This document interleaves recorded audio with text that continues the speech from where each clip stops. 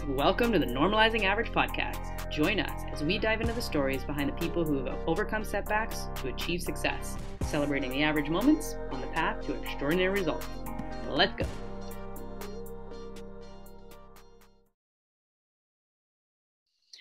Welcome, guys. We are back with the Normalizing Average podcast. I am one of your hosts, Eve Duke. I am also here with Amy Eburn and our phenomenal guest who we're so excited about, Leah Allison. Lee is the owner and head glass blower at Big Eddy Glass Works. She's been working in glass for over 18 years, and in 2018, she opened her own studio here in Revelstoke, BC, Canada, which is so exciting. She fell in love with the art of glass blowing the first time trying it out and absolutely knew it was what she was going to do for the rest of her life, which is a topic that I'd like to dive into because not everybody is fortunate enough to find their passion so young in life and be able to do it for most of or all of their career. You can catch her blowing glass at the studio every week or one of their lives on the Big Eddy Glass Works Instagram. They specialize in functional glass and you can purchase their awesome stuff online or in the studio 7 days a week. Lee. This is big. Thank you for coming on. So I think I asked you a little while ago and I couldn't remember what your answer was, but how many, and this is almost just to give context for glass blowing, roughly like ballpark, how many studios do you think there are in Canada? Glass blowing studios? Less, like kind of like less than more than, I think it was less than 50, was it not? Yeah, definitely less than 50. Yeah. I would say, I mean, there's a few like teeny little shops of people that are just doing it, you know, in their backyards that maybe we don't know about, but it's not a lot.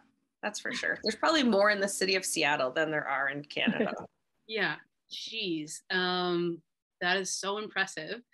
Could you tell us how you got here? What's your backstory? My backstory? Well, actually, I started out as a chef. I went to cooking school and I cooked for years and that was my passion and I was never going to stop doing that. And then I made one glass bead and I was like, okay, get out of here cooking. Now I make glass for my living. I'll have that bead? Yeah. Yeah. Do I still have it? I don't think so. I don't know, maybe. Like framed in the shop with like your first dollar. That's where it all began. Yeah. Yeah. No, it's probably somewhere actually, but I don't know if I would recognize it anymore because I've made, of all the things I've made in my life, beads, I've made so many. Yeah. Lots and lots and lots. Because it's been actually 20 years now of glass. Yeah. I guess I need to change my bio on my website. Huh? Yeah, it's 2022. It's funny how that happens. Yeah. Yeah. Oh boy. Okay, so you started glass blowing, you did the bead, you were hooked. Bye-bye being a chef. Hello, glass blowing. Yeah. It wasn't immediate, but I still had to keep cooking to, you know, pay the bills. And then here and there, I've had to cook throughout my career of glass as well. But yeah, always glass was the thing that got me the most, the thing I wanted to do all the time. Mm-hmm. Yeah. And then, so what was your history? Like, where did you learn? Where did you train? I learned at Bavin Glass Works actually in Invermere, and it's a family business that was started in 1988 by Pat Bavin and then taken over by his son Ryan. And I worked there from 2001 until 4 years ago, I guess. Yeah. Yeah. And I taught myself how to make beads out of a book. So I did that because there's a few books out in the world that are like step by step how to set up a studio and make things. So I did that. And then being in the glass shop was very helpful because even though no one else was making beads, there were like Ryan and his dad knew about glass, you know, and there was a few of us that started making beads at that time. And so we just kept going. And then I started teaching classes on how to make beads probably 6 months after I started making them. Yeah. Yeah. And was that out of Bavin? That was out of Bavin Glass. And yeah, I stopped counting after like 1,000 students. And I was like, whew. And then we started training there was other bead makers that worked there by then. And at one point there was 11 of us that worked there and taught classes and made beads. Mm-hmm. So I did that, but I always wanted to blow glass. And so I would work towards more and more time in the glass shop, the hot shop. Yeah. Yeah. What was the first thing that you, after beads, what was the first thing that you like properly blew? Probably the first thing I made was like a paperweight. you know, paperweights and little teeny like mushrooms and things. But the first thing I ever made was a cup. Cups have always been the thing I've liked the most. So yeah. And that's what you guys, like we were saying, functional glass is primarily what's in the shop. So stuff that you would use on a day-to-day basis. And I think specializing even further into glassware and drinkware and barware and all the fun stuff that comes along with that. And then so how did you end up, or when did you first have the concept that it's like, okay, I'm running this program, I'm teaching all these students, and I want to open up my own studio?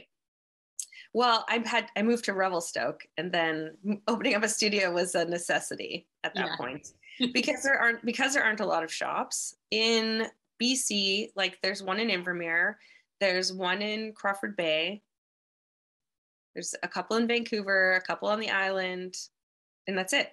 Yeah. So I commuted back and forth to Invermere for like 4 years. Yeah. And I would leave here Thursday morning, go straight to the glass shop. And then I would stay with friends, and I would come home Monday after work and do my laundry, hang out with my husband and my cat, and then I would go back. So that was getting like unsustainable. Obviously, I couldn't do it for the rest of my life. It's a 3-hour drive. Yeah. And sometimes the pass is crazy. And on one night driving home on a Monday in December in a blizzard in my tiny car, I was like, I'm not doing this anymore. Yeah. I had some pretty gnarly drives on that road and the middle of winter, and it's so dark. And also, I was never in Revelstoke, and I just want to be here. Yeah. It gets harder and harder to leave, especially in the winter. So the exact same thing happened to me. Like I was doing events when I first moved here in Lake Louise, and I would drive down there on a weekend, on a Friday, drive back up on a Monday, and very similar. One day it was like terrible blizzard or first thing in the morning, and like, what am I doing? Like, this isn't sustainable at all. Yeah. So was the initial idea, okay, I'm going to build a studio of my own in my backyard, or was it this like big vision glass studio from day one? Well, actually, so Rob, my husband, the reason I moved to town, when we first got together, he was like, I'm going to build a glass shop for you one day. And so we started working on the idea of it pretty much since we met. But it was going to be in the backyard. It was just going to be a really small shop, and I was going to blow glass for a month and then turn it off for a month and, like, I don't know, recreate or something. But like, time off is not my jam usually. So we know this. Like, do the month, like, that's crazy. So, but we actually couldn't get a building permit to build it in our backyard because the neighborhood in Revelstoke I live in, the Big Eddy, we had to redo the water. The whole neighborhood was getting a water upgrade, and so they weren't giving out permits because we were too far from a hydrant. Jeez. So we were like, well, now what? Where do we find a building? And I already knew I wanted to call it Big Eddy Glass Works, so it had to be in the Big Eddy. Yeah. So we just went around and like knocked on people's doors and said, do you have a space here?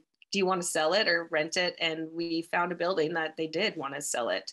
No way. And then they didn't even know they wanted to sell it until Rob. Actually, I was cooking. I used to cook for Kapow a little bit. And so, because you said you're going to have Marty on. So I was working for Marty, and I went up into the backcountry and I was cooking for a ski touring camp. And then Rob just got up one day and walked down the street and said, do you guys want to sell this building? And they said, yeah, we do. But cool. 4 years later is when it happened. Yeah. Yeah. Oh, that's crazy. I didn't know that's how you guys found the building.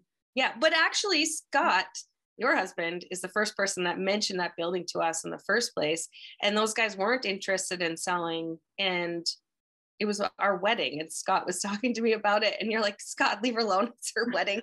She doesn't want to talk about this crappy old building down the street. But then later on, like 2 years later, Rob was like, hey, that building. So yeah. That building down the street, we bought it. Yeah. Yes. It's ours now. Yeah. And it was really crappy. And now it's getting better. It's pretty cool. And then so do you want to elaborate on kind of like what your space, and then also kind of what it started out as, and then what it's become now, because it's very different. You guys have put in so much work, and there's I know behind the scenes that there's a big vision along with it. But do you want to share that? Sure. Yeah.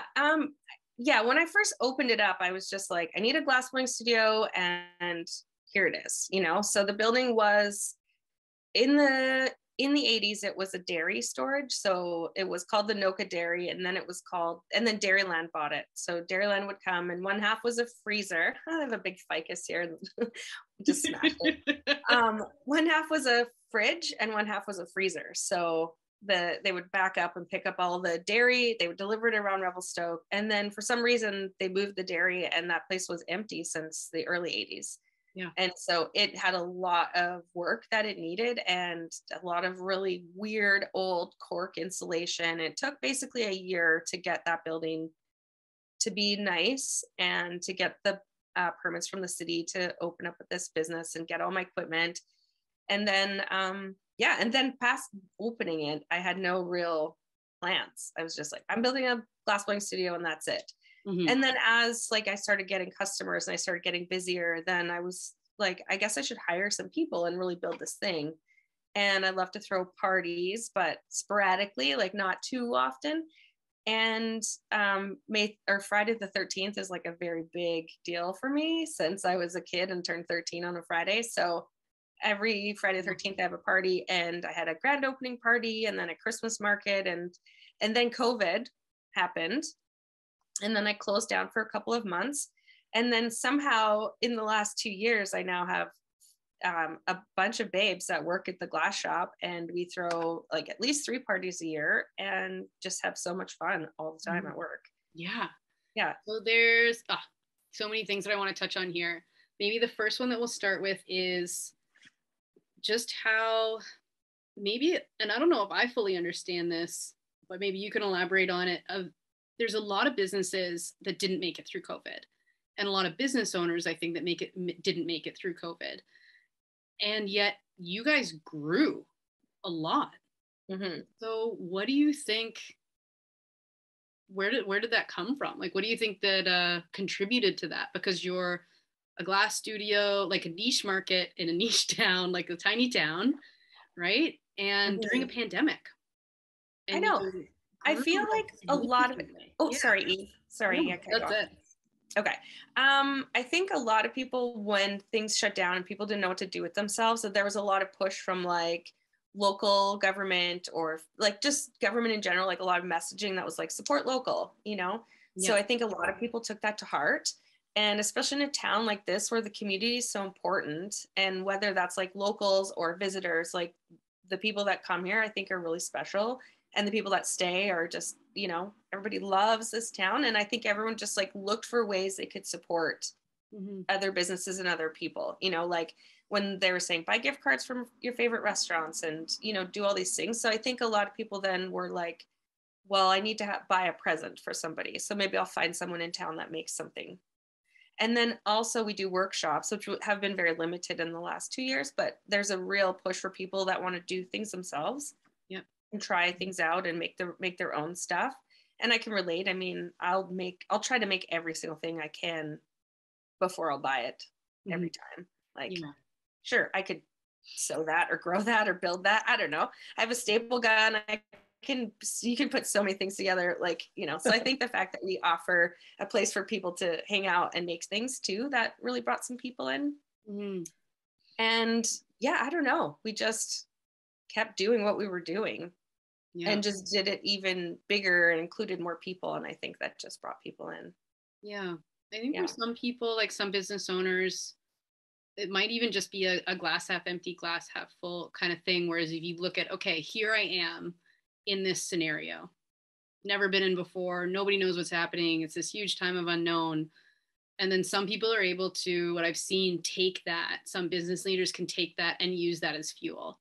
And use that to pivot, to adapt, and be creative, and find creative problem solve their way out of this, and then have ended up growing.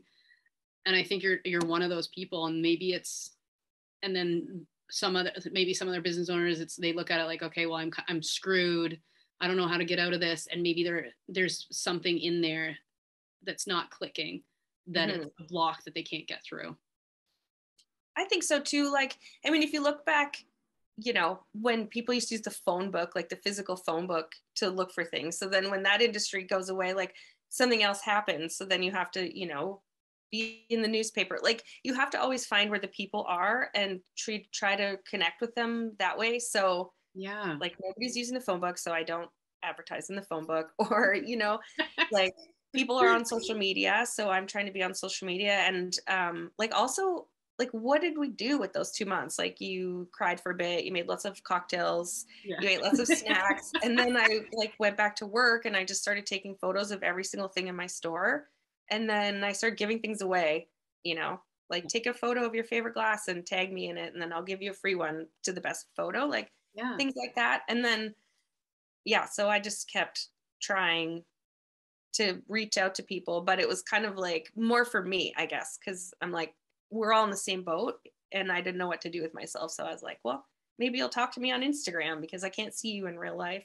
Yeah. And then there was some things like that night market that was at the Trading Post, the one that happened in May of 2020. That was like the first thing I think people had done in months. Yeah. And it was so cool to see people. And I think that was what started it for me too, because a lot of people came to that market who I'd never met and had bought a glass because I was giving them on like a crazy sale. Mm-hmm. And yeah, that's how I found like one of my staff members and just a bunch of people I think that were like, how do I support the people in this town? Yeah. And trying, like there's definitely a theme of trying different things. That's like, let's give stuff away, let's grow our social media. The one thing we're not doing is stopping. Mm-hmm. Yeah. I stopped for two. I was going to say I stopped blowing glass for a couple of months because like my business has a very high overhead, and I couldn't quite figure out how I was going to pay my bills with all my stuff on. But then after that, I'm just like, we'll just keep figuring out ways to make it work. Yeah. Now I'm responsible for other people, not just myself. So, and that's what I'm sort of fascinated with is like the equipment that you need for this profession. Like, can you run us through sort of like even just like basic startup equipment that you need? Sure. It's very specialized, the glass blowing stuff, of course. It's like people can, pardon me, can like home make some of the equipment, but they has to go through a lot of like approvals like CSA and everything. So I just decided to skip that and just buy it from a manufacturer that makes glass blowing equipment. And they're in Portland and they're friends of mine and they're glass blowers. So they make stuff for glass blowers. And I have a furnace that holds my glass at molten. It's at 21-25 Fahrenheit. Everything's in Fahrenheit in my shop because they're in Portland. And actually they were like, dude, we forgot you're from Canada. So everything's in Fahrenheit. So it's 21-25. And then I have a reheat furnace, which is called a glory hole. And it's been called that for centuries. So that's what we stick with. And that gets to about 2,500 degrees Fahrenheit. And that we turn on and off every day. And the furnace is on. It takes 4 days to get hot. And when it's on, it's on. Mm-hmm. And so I turn it off as little as possible. But every year or so, my crucible, the pot that holds the molten glass, gets worn out because the molten glass is corrosive. So I have to change out the pot because what happened was I pushed my luck in January and I had molten glass pouring out because I didn't want to stop blowing glass. But anyway, I have a new system for the future. That doesn't happen. So we're all picturing like a lava flow. Yeah, but it was contained within.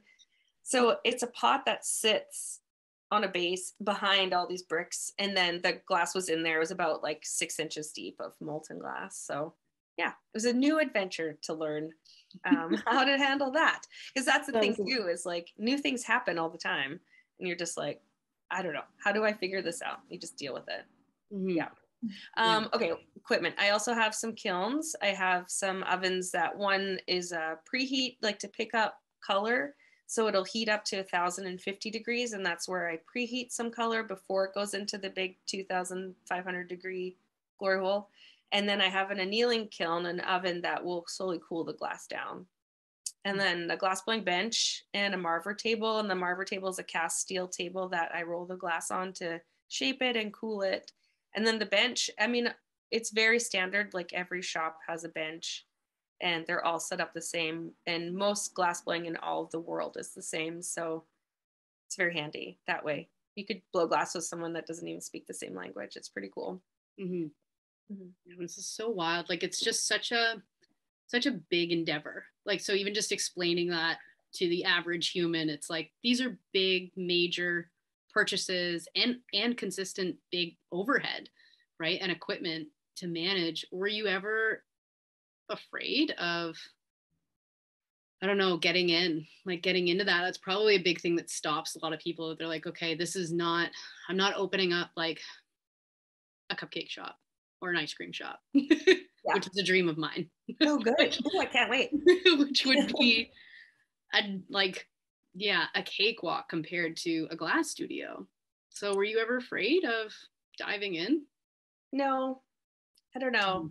There's a lot of things that I'm afraid of, but this was not one of them. Mm-hmm. Yeah. I just think sometimes that like I'm more of a like I'll sweat the small stuff, but I don't sweat the big stuff.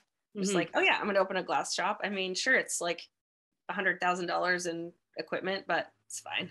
I'll find it. I'll figure it out.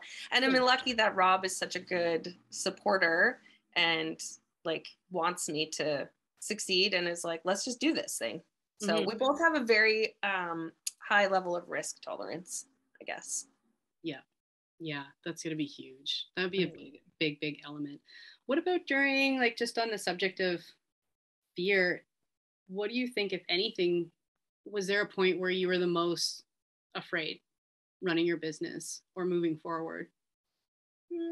Actually, that would probably be this January, February this year. We're tough financially because we're in like, a ski town where the people fluctuate, the visitors come and go and the locals stay in or out. And since we grew so much in the last 2 years, my expenses have grown, my payroll has grown. And like the biggest thing for me is that makes me afraid is that I don't want to cut anyone's hours.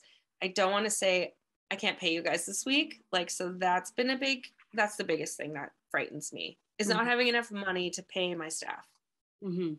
Yeah. Oh, that's a huge, like, I remember same boat, because it's one thing if you're supporting yourself, you can like eat whatever you got to eat or like run up whatever you got to run up in debt and bills or whatever.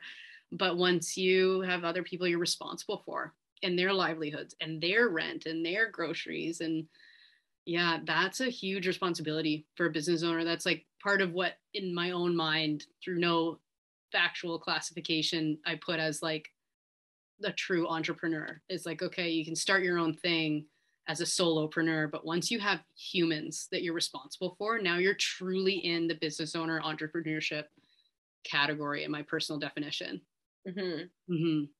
Yeah, it's wild because I want to pay them. I wish I could pay them double, and I just want to take them on vacation and like all these things. So that was the biggest thing. That was that's the biggest fear, I guess, that I have. And the thing that didn't really connect in my brain with how much money I needed to make to run this business successfully was like including, like, I know what my hydro bill is and I know what my equipment costs. I know what my raw materials cost. And then now that there's these people, I'm like, oh, it's like way more than I thought. And it would have just taken some simple math, but I just sometimes, like, Eve, when I first met Eve and we started working together, I didn't even want to like look at any numbers. I didn't want a spreadsheet. I didn't want to talk about it. I didn't want to open mail.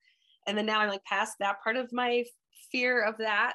And I just, but I still couldn't add it up because it's kind of a scary number. Lee, so here's a question that I had there was a second question from something that we mentioned a couple minutes ago, is that, and it's on the team element.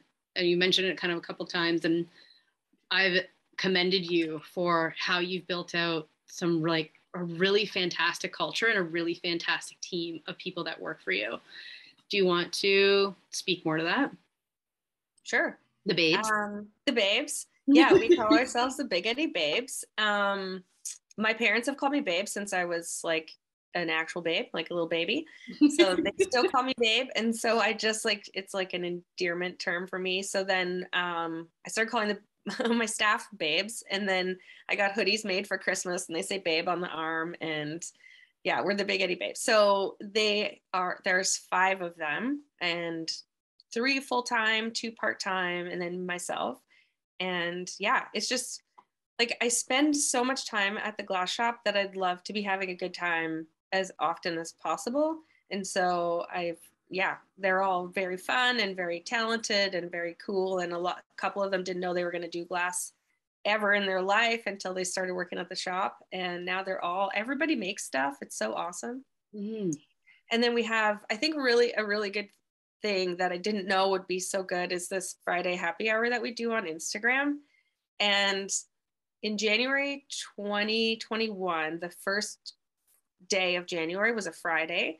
And so I decided to do happy hour. And I talked to my team and I said, like, we're going to do this every Friday at 4:30 or at 3 or something, whatever time I wanted. But one of the staff was like, can it be at 4:30 so I can come after my other job or whatever? And I just wanted to use the glassware that we make in an actual setting, because we always show it at the glass shop and it's empty, you know?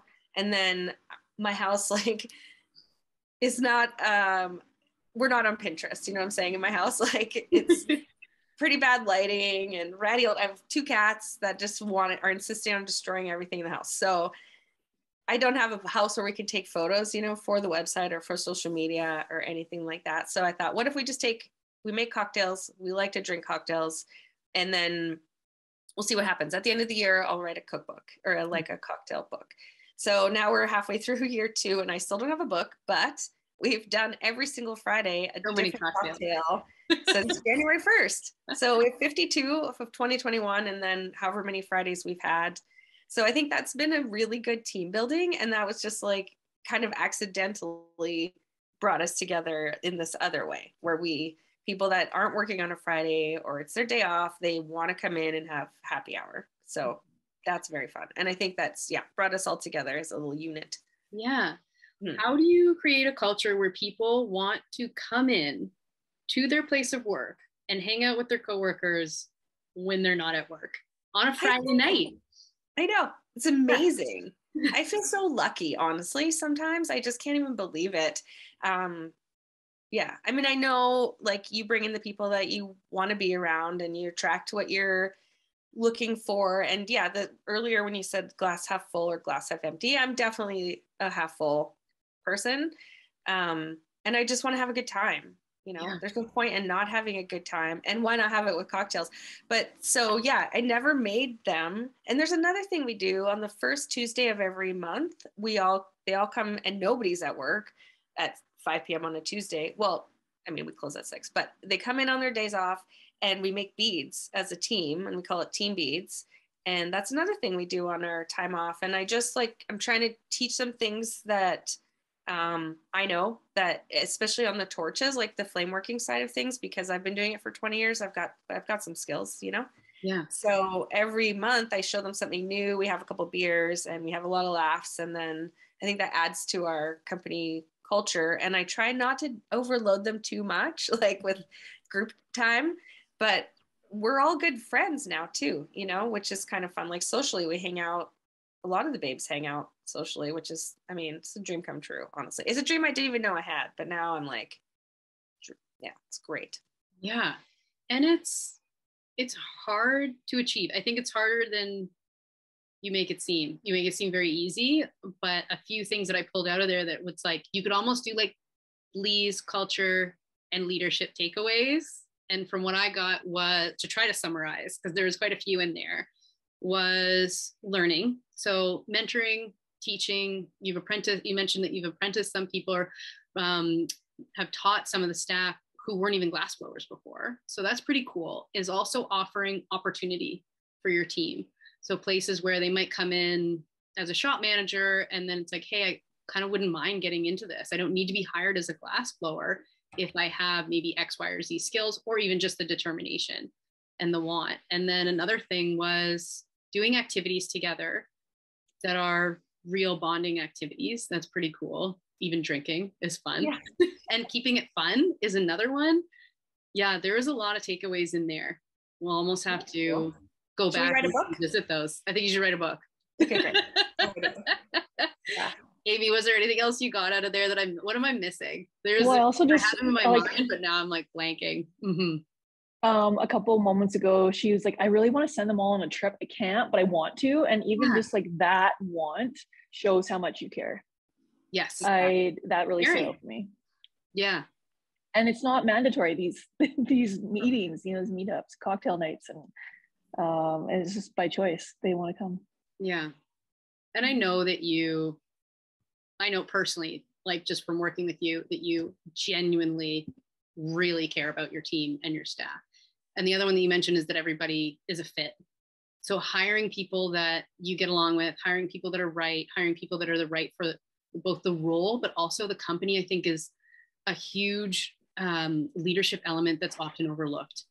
Is they just bring in somebody to fill a seat or to fill the role, but not necessarily taking into account, hey, they also really need to be a fit for everybody. Even a big team, like even in large companies, big companies, there's small teams within those. But yeah, I think that's a really key one that you've nailed. Like, luckily, I think, because I bring it all down to like, who do I want to hang out with all day? Yeah. Because I'm always at the shop. Although I'm not, like, I've been, you know, I take days off now. Remember at the beginning when I said I didn't even like taking time off ever? And now I'm like, this is my work from home day. So it works out really well that, you know, I'm not actually at the shop, but I'm there all the time. And I want to be there all the time. And I want them to want to be there. Cause yeah, it's work, but like, why not have fun at work, honestly? Yeah. Oh, that's huge. Mm-hmm. And then I guess you guys were growing. Was there any points, this is a little bit of a detour, but was there any point where like there was a breakthrough as you were building the shop, building the team, building the company? Yeah. Was there like, okay, 2 months ago we were here and now we're over here? That's a big leap that you went through. Yeah. I think like I have a tendency to try to do like 1,000 things at a time. And I want to grow this and do this and have a class here. I want like a million things. And so I've been taking a step back lately, partially because I like the cash flow in the January, February was so low that I was like, stop it. You don't need to do everything right now. Like the number one thing is payroll. And then also the number one thing is like being true to what we do. And what we do is we make glass and we make cups and we have cocktail ware. And I don't need to do everything. So I took a step back from like custom orders that don't fit with things that we do. And I made this priority filling our shelves, and the shop looks amazing.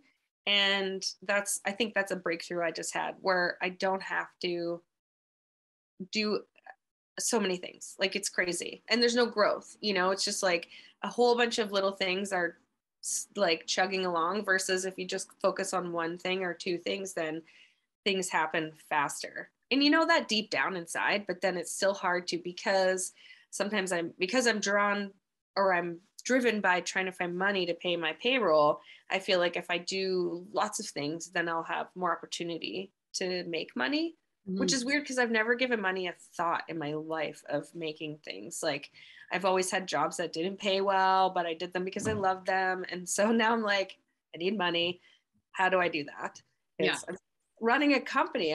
This isn't just a hobby, you know? Yeah. And the babes. Yeah, the babes, it's not their hobby to be here. So they got to pay rent. Yeah. So yeah, shortening up or like taking everything back has really helped us expand. I love when I see business owners create boundaries for themselves. I think we all can relate to when starting up a business, we're all yes men. So like, yeah, we'll do it. And then you're like, actually, no, that's taking more energy than it's worth. And then when you do get so focused, that's when it really starts to feel good and work, you know? Yeah. Yeah. Do you think that's a thing that's like, when you're building a business the first few years, is that almost like a necessity, that it's like, hey, I have to say yes, or I have to do all like kind of these extra things, or as much as I can to bring in the money and to produce? Or do you think it's possible to do it from the start, to say, this is what we're focusing on. I'm going to have opportunities that come across my path, and I'm going to say no to them at the start when you like need cash flow? What do you think? I think it can work either way. I have friends that, you know, I know a lot of glass blowers, and I know some that will never make drinking glasses, and they'll never make, you know, ornaments or things like that, because they sell in galleries or museums, or, you know, they have fancy things like that. So they always stuck by their sort of principles, whereas I have always been like, yeah, I can do that. I can do that. Sure. I can do anything. What do you need? I'll do it. Yeah. But then it's only like in the last couple of months that I've started setting boundaries that I didn't even know I needed to. I was just like, yeah, I can do everything all the time. But then, you have a couple rough days and you're like, why am I doing this? I'm exhausted. I don't want to end up like, old and sad, or I don't know, worn out like physically. So I think it can work both ways, but I've never been a person that had boundaries in the beginning. So it wouldn't have been possible for me to say no to stuff in the beginning, if that makes sense. Yeah. It just wasn't an option. It's also a process, I think, of like figuring out what works and what doesn't, and like what needs a boundary. You don't know when a boundary needs to be put in until it's like, oh, that doesn't feel good. Yeah. And like even things like I felt for the first year and a half that I was open, like I needed to give every single person who walked in my door a discount. Like, but why? Like, I don't expect a discount. I would never request one, and then now I'm like feeling this like need to give somebody a discount on something that's $30 because I feel bad. Like, you know how much it cost me to make that $30 thing? Like, 20 years and a lot of money. So that's a normal experience. That's relatable for sure. Very relatable. I can imagine everybody. And then I have some friends that are like, no, hell no. Which is who you learn from, you learn value from that. Yeah. Or ideally, if they're really good friends, they're like, no, I will be paying full price. Here's my money. Take my money. This is, Yeah. It's true. What is I have kind of an interesting question. What is there, so you also mentioned kind of like how like different glass, almost like hierarchies. Is there a common misconception about glass blowing or your journey that's misunderstood that people might not understand or might just assume? Oh, people assume stuff all the time about glass blowing. It's pretty wild. Number one, a lot of people think they've like glass blowing is like the people at the fair that'll make little animals and things like that. So they're like, oh, my cousin does that. And they're standing in my shop and they're like, my neighbor has this. I'm like, your neighbor doesn't have this. Like most neighbors don't have this. But so people are, you're like, I know exactly how much this cost, and I'm pretty sure your neighbor doesn't have it. Yeah, I mean, maybe they do, maybe they did, but there's a lot of misconceptions around what glass blowing is, I think, in general. And you know what, actually, since Blown Away has happened on Netflix, have you guys watched it? I have. Yeah, I do that enjoy has it. changed the game for glass blowing, I feel, because it's like not everybody has a glass shop in their town, right? And like we're lucky we do. I think we're lucky. I'm lucky I moved to Invermere that had a glass shop. Yeah. And I've seen it in Mexico or I've seen it in Europe, but like not everybody has a glass shop. And now with Netflix, like lots of people can watch it, but then also lots of people think it looks so easy that they can do it, which is so weird to me. But who thinks it looks easy? There's 3 people that in any capacity is like, that is like the least DIY thing in the world. It looks hot and stressful. Like none of it looks relaxing. I know. And they edit it for sure, reality TV, to make it look so dramatic. Expedited. Yeah. Oh yeah.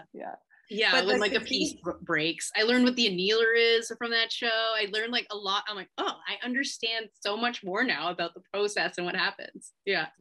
Yeah, it's so cool. I think that's really helped. And then, but like the bead making part of things, which, we have a huge, like half of my shop is set up for people to make beads and take classes. And that mostly people think it's gotta be easy because it's small. Yeah. And so a lot of times people come in and they're like, I'm going to be so good at this. Like, I want to make this thing that they pick up off our shelves. And we're like, yeah, well, we'll start here. We'll start with like a basic, but yeah. And then people, just don't realize how hard it is, because when you watch somebody who's good at something or who's done it for half their life and they're very good at it, it looks easy. And so sometimes when we are, people are talking to me about it, or they take a workshop and they're like, this is hard. I'm like, do you ever look at a guitar and think you could like wail away on a solo? How about a piano? How about, anything? Why would you think what I'm doing? Because my hands move smoothly, but it took 20 years for my hands to be that smooth. So it's fun. And working in the public, you know, I'm like, we purposely built it so people could come in and hang out and watch us and take classes and ask questions. And so people assume stuff when they come into your office, I guess, you know. Yeah. Like, I don't go into your office and criticize how you work, but. Oh, that accounting looked super easy. Yeah. I had someone one day come into the glass shop and say, that looks super tedious. And I was like, what do you do for a living? Like, I guarantee it would be tedious to me. Yeah. Molten glass, no big whoop. No big deal. It's just boring. Yeah. Ugh, bored. What could you possibly do? Yeah. Oh my gosh, that's so cool. And then what have you learned about like teaching people then? Both like public, because you do bead workshops, you do date nights where you could come and do a date night with your partner, which Scott and I have on our list to do, which I'm super excited. And you also do regular workshops. People can come in and make their own thing obviously with you guys. What have you learned about teaching or teaching staff? So teaching public or teaching staff across the board. I know it's been a big part of your journey too. Teaching, you know what, teaching people like that don't know anything, because most people don't, like, you know, you start from scratch. And the thing that I've learned the most is that everybody learns things in a different way and hears things in a different way and sees things in a different way. So every class that I would teach, when somebody wouldn't understand me, I just learned to like adjust my language so that you can make it understandable to people, because what we're doing is so foreign. Like, you don't just accidentally have glass experience, you know, like unless your neighbor does have one in their garage, like who's to say? But so it just, I feel like learning how to teach people makes me a better glassmaker, because then I'm thinking about things in like so many different ways and different angles and trying to get people to understand like how to move their body. Then it makes me rethink about how I move my body. And so I think it's helpful. And a lot of people don't really love teaching beginners, but you just have to look at every experience as a learning opportunity, really. Yeah. Even might sound cliche, but I do it. Yeah. And that attitude, like the humbleness, is probably a big also contributor to being a good teacher. I think so. Nobody wants to be looked down on because they don't know how to do something. Like, the reason you take a class, so you learn something, you know. Like, go idiot. Yeah. Totally. How long do you think it took you to get competent? Is it like the 10,000 hours thing where you're like, okay, here I go. Now it's like I don't have to think as much about glass blowing. It's like walking or a sport when you get really good at it, where it's not like you're thinking about every single step and trying not to mess that up. How long do you think that took for you? It takes years, honestly. I don't know how many, because there comes a day where you stop thinking about that one thing and you're just doing it, you know? And then a lot of it is the fact that I had to work in the public since the very first thing I ever made. There was people at Glass Works, because their shop was set up very similarly to mine now. And so there's just always somebody talking to you. So I think being able to like talk and work helped, but it still just takes years and years until you're, you know, but then sometimes you're like on autopilot, and my assistants are just like, because when you're helping in the glass shop, you're called an assistant. And so they're just like, where are you going right now? I'm like, oh, sorry, I don't know. I'm just like on autopilot sometimes. Yeah, but also going like, through the muscle memory, like it's taken over. Yeah. Years, so many years. Yeah. Oh, that's so cool. Is there anything that you would have, this is a weird question, but anything that you would have changed or done differently looking back now? Or is it like everything? Like in my whole career or in the Big Eddy Glass Works? In your career. Yeah. I think what I would have done differently is I would have, like, I had a tendency when I first started out, if I made something and people really liked it, I would just stop making it, because I'm like, ew, I don't want to know. So silly. So then, but then it alternatively said to me. Yeah. I'm like, you like that? Yuck. But then sometimes I would make something I really liked, and then I would make 1 million of them, and then no one will buy them. So I think I would have paid attention to that more in the beginning, because sometimes I was like, well, I'm an artist, you know, if you don't like it, it's because you have bad taste or some bullshit like that. Sorry, I swear. That's it's okay. It's really been raining it in. We're explicit podcast. Okay, good. Great.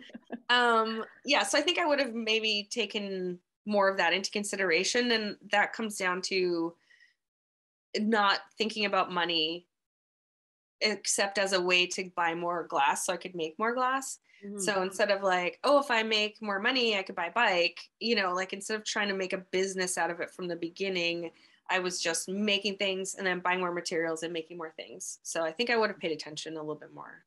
Yeah.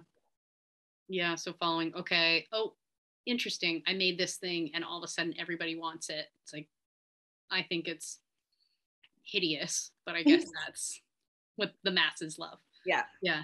And another thing that I've learned lately, I learned two things actually very recently. And one is that I've always want everything to be perfect, even though I know I'm not perfect. And even though I don't love perfect things, I'm like, I feel like a failure or like a bad person if my stuff isn't perfect. And even though that's crazy, I know that. But we made, because we're starting this glass fusing program. And so I had a friend from Invermere, a well-known glassmaker, a little demo for us. Her name's Leslie Israelson, and brought these molds, and we built these molds, and then they made these like perfect pendants, and I was like, they're just too perfect, and they look like you just bought them at the store.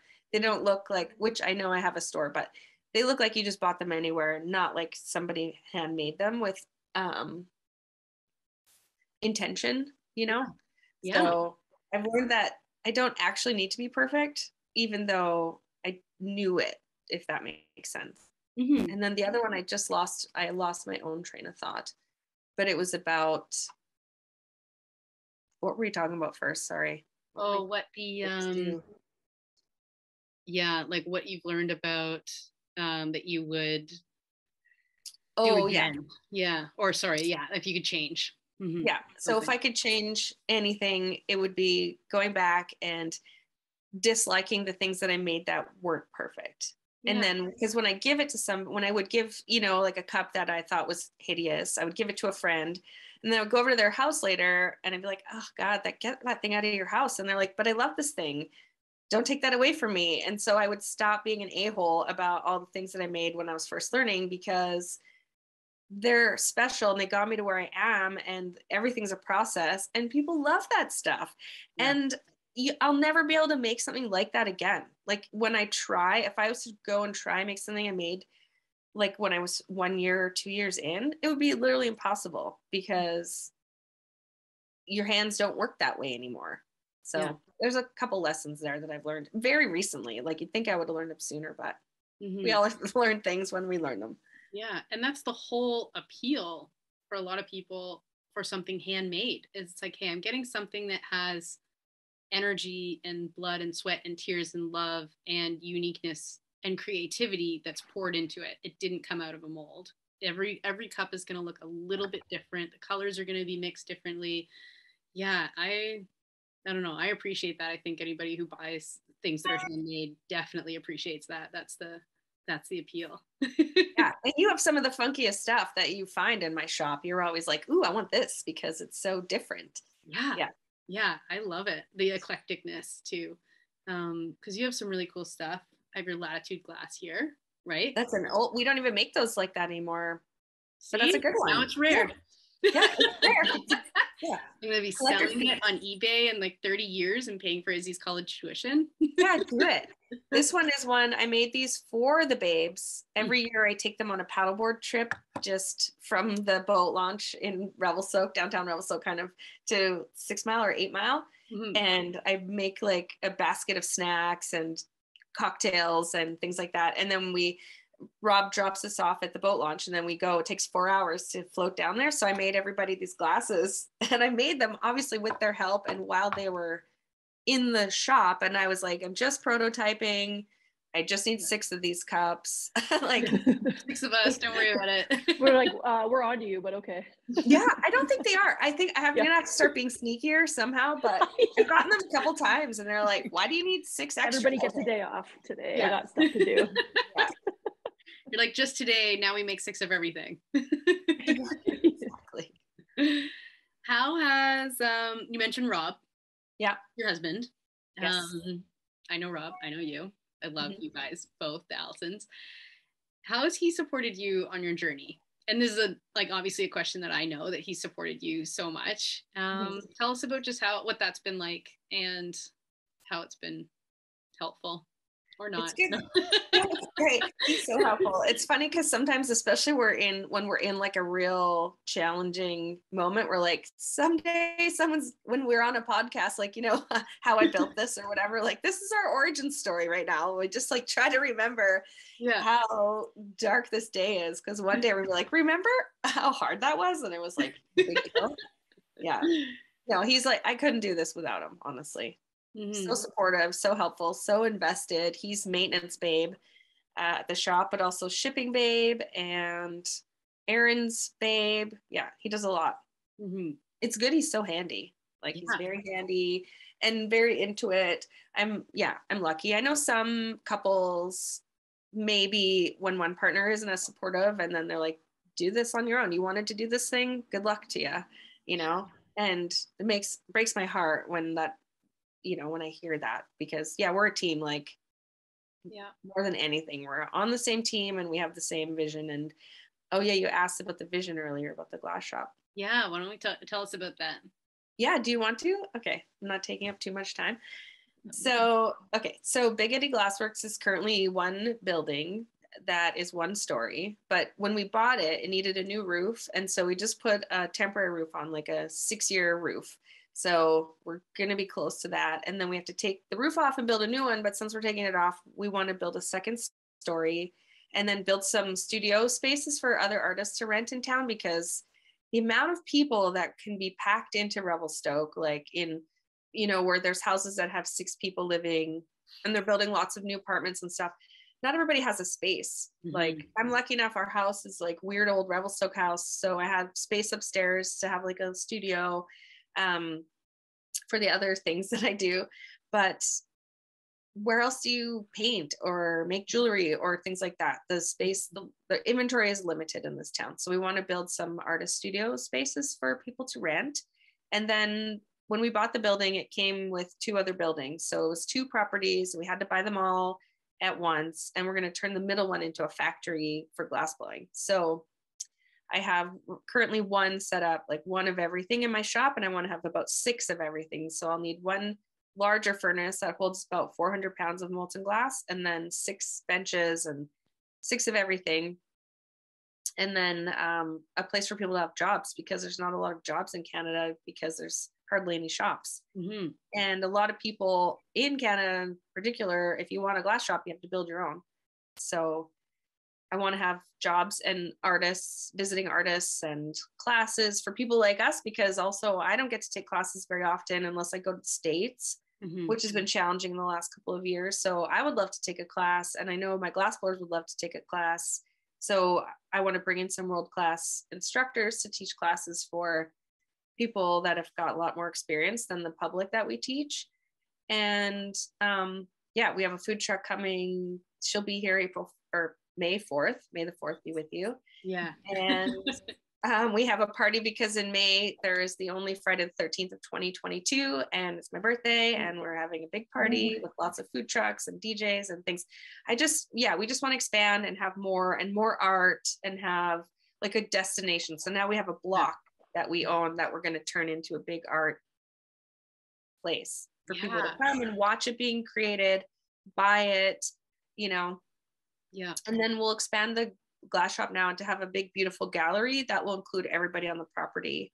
Oh, that's so cool. Wow, it's gonna be such an amazing hub for artists and creativity and shopping. And shopping, because how fun, you know, when you go to a small town and you find like where the farmers market is and like where all the cool shops are, you know, there'll also be a zone where you can find blacksmithing and glass blowing and all kinds of fun things.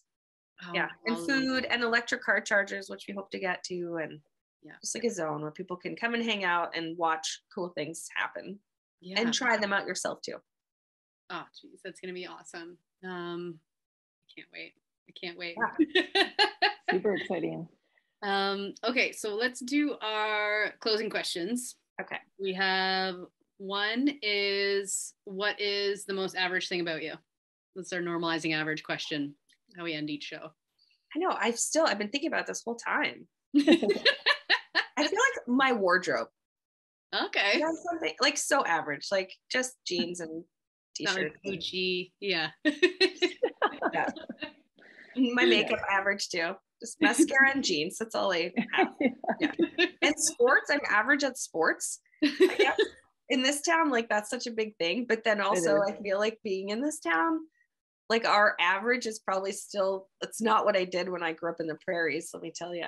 Yeah, I was gonna say your average at sports is gonna be like another person's advanced for sure.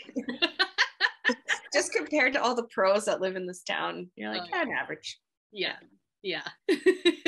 Leave it to Revelstoke so that when you think you're like crushing it, you're like, I'm doing really well this season, and then somebody comes along crushing it.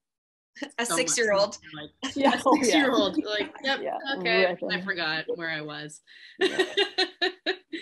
And then the last question is just how can people find and get a hold of you? So any like Instagram handle, website, how can we buy your stuff? How can we support you? How can we find you, follow you, and watch you blow glass live? Okay. Our website is bigeddyglassworks.ca, and our Instagram is at Big Eddy Glass Works. I think everything. Our TikTok is at Big Eddy Glass Works, Facebook page, Big Eddy Glass Works, Twitter. We have a Twitter. I mean, we're not active on everything because it's too much, but we're very active on Instagram. And we blow glass live every Wednesday at noon, where I make something I've never made before in some capacity. So we do that every week. And then every Friday at 4:30, we make a cocktail. And this April's theme is April sours. So I'm actually up on Friday and I have to make some sort of sour. Ariel made a tequila sour last week. It was delicious. We've had a lot of good sour cocktails. And then May, we don't know the theme of May yet. Oh, it's either going to be Mayhito or Maymosa. Yeah, we always have to have a cocktail book. Yeah, I know. We'll have to get that going. I need to hire, I don't know. I need more help. Yeah. And then we do have a semi-regular newsletter. No, I mean, like we have a newsletter that sometimes has come out. So we were working on that as well. So you can sign up on our website and keep track of us that way. Okay. Yeah. Perfect. Sweet. Lee, thank you so much. Thank you, Lee. If anybody forgot any of that, Big Eddy Glass Works. Yeah, we're easy to find. Search it. Consistency. Yeah. Well, we can't thank you enough, and also can't commend you enough for what you've built. And it's so exciting.